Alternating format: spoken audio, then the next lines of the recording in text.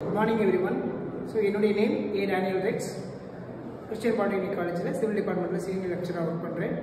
இன்னைக்கு நாம இந்த வீடியோல எதை பத்தி பார்க்க போறோம் அப்படினு பாத்தீங்கன்னா Theory of Structuresல portal frame. Portal frame எப்படி நம்ம moment distribution method யூஸ் பண்ணி அனலைஸ் பண்றதுங்கறத பத்தி இந்த வீடியோல நம்ம டீடைலா பார்க்கலாம். So எனக்கு கொடுத்த frame நான் first of all क्वेश्चन எழுதிக்கிட்டேன். For the portal frame compute bending moment and draw bending moment diagram. So எனக்கு கொடுத்த frame என்ன சப்போர்ட்ல இங்க ஃபிக்ஸ் ஆயிருக்கு அப்படினு பாத்தீங்கன்னா முழுக்க எல்லாமே வந்து சிம்பிளி சப்போர்ட்ல கனெக்ட் ஆயிருக்கு. A and D இந்த ரெண்டு பாயிண்ட் மட்டும் ஹிஞ்ச்ட் சப்போர்ட்டா இருக்கு. போர்ட்டல் ஃப்ரேமை பொறுத்த வரைக்கும் நாம எப்படி அனலைஸ் பண்ணணும் அப்படினு பாத்தீங்கன்னா ஃபிக்ஸ்டு சப்போர்ட் மட்டும் இருந்துச்சுன்னா ஃபிக்ஸ்டு சப்போர்ட்டுக்கு செப்பரேட்டா நம்ம கால்குலேட் பண்ண வேண்டியிருக்கும். மீதி ஹிஞ்ச்டு ரோலர் அண்ட் சிம்பிளி சப்போர்ட் எந்த சப்போர்ட் வந்தாலுமே வந்து நம்ம சிம்பிளி சப்போர்ட்டோட கன்சிடர் பண்ணி தான் நம்ம ஒர்க் பார்க்கணும். சரிங்களா? ஸோ அதன் பிரகாரம் என்னுடைய question A, B, C, D, A and D இந்த ரெண்டு பாயிண்ட்லையுமே வந்து ஹிஞ்ச்டு சப்போர்ட் இருக்கு. ஸோ அதை நம்ம சிம்பிளி சப்போர்ட்டோட கன்சிடர் பண்ணிக்கிறேன். B and Cல ஒரே ஒரு சோலோவா பாயிண்டோட மட்டும் ஆக்ட் ஆகுது. மீதி எந்த ஒரு மெம்பர்லையுமே பாயிண்டோட ஆக்ட் ஆகல. மீதி என்னென்ன டீடைல்ஸ் இருக்கு அப்படின்னு பார்த்தீங்கன்னா இனர்ஷியா வந்து B, Cல மட்டும்தான் வந்து 2i கால்குலேட் பண்றாங்க. ஓகேங்களா? ஸோ ஃபர்ஸ்ட் ஸ்டெப் எனக்கு கொடுத்த ஃப்ரேமை நான் என்னவா பண்ணிக்கிறேன் அப்படின்னு பார்த்தீங்கன்னா பீமா கன்வெர்ட் பண்ணிக்கிறேன். ஸோ A to D வரைக்கும் ஒரு லைன் ஃபார்ம் பண்ணிக்கிறேன். இந்த லைனுக்கு பேர் பீம்னு சொல்லுவாங்க. ஏலேருந்து பி வரைக்கும் எந்த லோடுமே இல்லை. பிசியில் 100 கிலோமீட்டர், சி அண்ட் டியில் வந்து எந்த லோடுமே இல்லை. நெக்ஸ்ட் ரெண்டாவது ஸ்டெப் என்ன பார்க்கணும் அப்படின்னு பார்த்தீங்கன்னா fixed end moment. Fixed end moment கண்டுபிடிக்கிறதுக்கு எனக்கு மொத்தம் ஒரு 4 ஃபார்முலா இருக்கு. என்னென்ன ஃபார்முலா இருக்கு அப்படின்னு பார்த்தீங்கன்னா பாயிண்ட் கோடு வந்து சென்டரா இருக்கிறதுக்கும் பாயிண்ட் கோடு வந்து டிஃபரன்ஸ் ஆச்சுன்னா அதுக்கு வேற ஃபார்முலாவும் இருக்கு. ஸோ இங்கே பீமை பார்க்குறேன். MAB ஃபார்வர்ட்ல பார்த்தா நெகட்டிவ் சிம்பிள், இதே பேக்வர்டா பார்த்தோம்னா பாசிட்டிவ் சிம்பிள். ஓகேவா? ஸோ ஃபார்வர்டா இருக்குது ஆனால் எந்த லோடுமே இல்லை. ஸோ ஏபியும் 0, பிஏவும் மொமெண்ட் வந்து 0. நெக்ஸ்ட் பிசி பாயிண்ட் பார்க்குறேன். பிசியில் வந்து 100 கிலோமீட்டர் பாயிண்ட் லோடு இருக்கு. பாயிண்ட் லோடு இருக்கிறதுனால சென்டரா இருக்கிறதுனால நான் என்ன ஃபார்முலா யூஸ் பண்ணிக்கிறேன் அப்படின்னு பார்த்தீங்கன்னா WL/8 அப்படிங்கிற ஃபார்முலாவை யூஸ் பண்ணிக்கிறேன். என்னுடைய வேல்யூ எல்லாமே சப்ஸ்டிட் பண்ணால் எனக்கு கிடைக்கக்கூடிய answer -75 kilometre dot metre. So இதுவே நான் ரிவர்ஸாக பார்க்கும் பொழுது எனக்கு சிம்பிள் வந்து சேஞ்ச் ஆகும். என்ன சிம்பிள் நான் போடுறேன் அப்படின்னு பார்த்தீங்கன்னா plus simple. Next point CD. So சிடியில் எந்த லோடுமே இல்லை. ஸோ அதனால வந்து நான் 0ங்கிற வேல்யூவை சப்ஸ்டிட் பண்ணிக்கிறேன். ஸோ இப்படி தான் நம்ம ஃபிக்ஸ்டு எண்ட் மொமெண்ட் கால்குலேட் பண்ணணும். ரெண்டாவது free bending moment.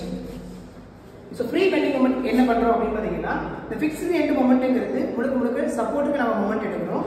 Free bending மொமெண்ட்டுங்கிறது லோடுல எவ்வளவு தூரம் அந்த ஃப்ரேம்ல ஆக்ட் ஆகுது, அதனால எந்த அளவுக்கு பெண்ட் ஆகுது அப்படிங்கிறத பத்தி இந்த ஃபார்முலா நம்ம சப்ஸ்டிட் பண்ணுவோம். ஸோ பாயிண்டோட இருக்கும் பொழுது இங்கே ஃபிக்ஸ்டு எண்ட் மொமெண்ட் தான் WL/8. இதே ஃப்ரீ பெண்டிங் மொமெண்ட் கால்குலேட் பண்றது ஃபார்முலா WL/4. வேல்யூ எல்லாமே சப்ஸ்டிட் பண்ணோம்னா எனக்கு கிடைக்கக்கூடிய answer 150 kilometre dot metre. Next அடுத்த ஸ்டெப் என்னன்னு பார்த்தீங்கன்னா மொமெண்ட் டிஸ்ட்ரிபியூஷன் மெத்தடுக்கு அடுத்த ஸ்டெப் டிஸ்ட்ரிபியூஷன் ஃபேக்டர் டேபிள். இந்த டிஸ்ட்ரிபியூஷன் ஃபேக்டர் டேபிள் எப்படி கால்குலேட் பண்றது அப்படின்னு பார்த்தீங்கன்னா ஸோ என்னுடைய பாயிண்ட் பார்த்தீங்கன்னா பீம்ல ABCD starting point end point எடுத்துட்டோம்னா மீதி இன்டர்மீடியட்ல இருக்கிற எல்லாமே வந்து ஜாயிண்டா கன்சிடர் பண்ணிக்கணும். ஸோ எனக்கு 2 ஜாயிண்ட் இருக்கு B and C. ஸோ இந்த 2 ஜாயிண்ட்லையுமே கனெக்ட் பண்ணக்கூடிய மெம்பர் என்னன்னு பார்த்தீங்கன்னா BA BC CB CD. ஓகேவா? அதாவது BA BC CB CD இதுதான் வந்து மெம்பர்னு சொல்லி சொல்லுவாங்க. இந்த K எப்படி கால்குலேட் பண்றது அப்படின்னு பார்த்தீங்கன்னா நான் ஆரம்பத்திலேயே ஸ்டார்டிங்லேயே சொன்ன மாதிரி இந்த ஃப்ரேம்ல எனக்கு என்ன சப்போர்ட் இருக்குதோ அந்த சப்போர்ட் வந்து எந்த இடத்துல முடியுதோ அது பிரகாரம் தான் நம்ம பார்ப்போம். இந்த பிங்கிற ஜாயிண்ட்ல ஸ்டார்ட் பண்ணி ஏல போய் முடியும் போது எனக்கு இங்கே சிம்பிளி சப்போர்ட் இருக்குது.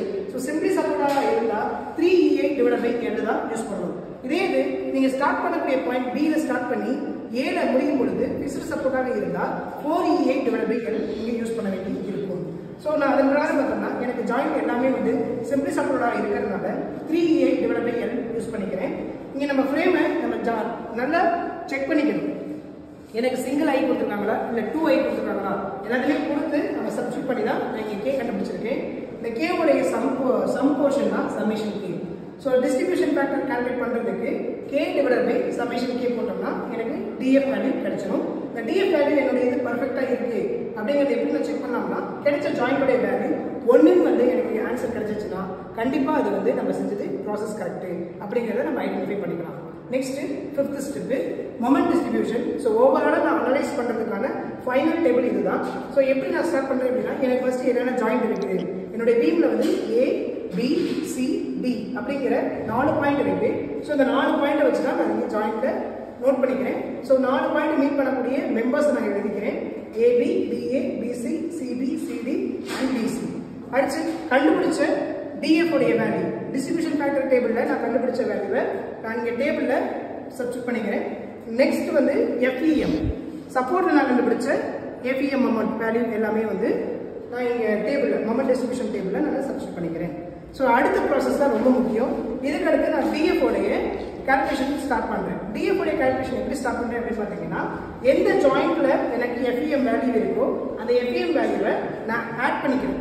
ஸோ கிடைக்கக்கூடிய வேல்யூடைய சைனை நான் சேஞ்ச் பண்ணுறேன். சேஞ்ச் பண்ணும்போது அதை மைனூட்டாக எடுத்துக்கங்க, 75 வரும். ஸோ கிடைச்ச வேல்யூ இன்டு எந்த DF வேல்யூக்கு நீங்கள் மல்டிப்ளை பண்ணுறீங்களோ மல்டிப்ளை பண்ணி அதுக்கு நேராக தான் நீங்கள் எழுதணும். மாற்றி கட்டத்தில் போட்டிங்கன்னா ஆன்சர் தப்பாக போயிடும். ஓகேவா? ஸோ இதுக்கடுத்து இதே ப்ராசஸை நான் என்டையர் DF வேல்யூக்கும் நான் பண்ணுறேன். ஓகேவா? ஸோ இதுக்கடுத்தது கேரி ஓவருங்கிற இன்னொரு ஃபேக்டர் இருக்குது. கேரி ஓவர் எப்படி நம்ம கால்குலேட் பண்ணுறோம் அப்படின்னு பார்த்தீங்கன்னா, ஸோ DF உடைய FEM வேல்யூ வந்து ஸ்டார்டிங் வேல்யூவும் ஃபினிஷிங் வேல்யூவும் 0வாக இருந்தால் கேரி ஓவர் பண்ண தேவையில்லை. இதே இது இங்கே வேல்யூ ஸ்டார்டிங்கும் ஃபினிஷிங்கும் ஏதோ ஒரு இடத்துல வேல்யூ இருந்துச்சுன்னா கண்டிப்பாக கேரி ஓவர் பண்ணணும்.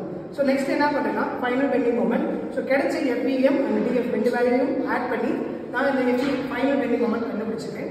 ஃபைனல் பெண்டிங் மொமெண்ட் கண்டுபிடிச்சதுக்கப்புறம் எனக்கு கிடைச்ச எல்லா வேல்யூவோட சைனையும் கன்வெர்ட் பண்ணி போடக்கூடிய டேபிள் தான் கன்வென்ஷனல் பெண்டிங் மொமெண்ட். இதுதான் நம்மளுடைய ஆன்சர். ஸோ இந்த ஆன்சர் அடிப்படையாக வச்சு நான் ஃபைனலாக நமக்கு கேட்ட பெண்டிங் மொமெண்ட் டயக்ராம் நான் வரைகிறேன். எப்படி வரைகிறேன்னு பார்த்தீங்கன்னா, ஏலேருந்து D வரைக்கும் என்னுடைய ஃப்ரேமை வரைஞ்சதுக்கப்புறம் கிடைச்ச வேல்யூ ஸ்டார்டிங் வேல்யூ 0.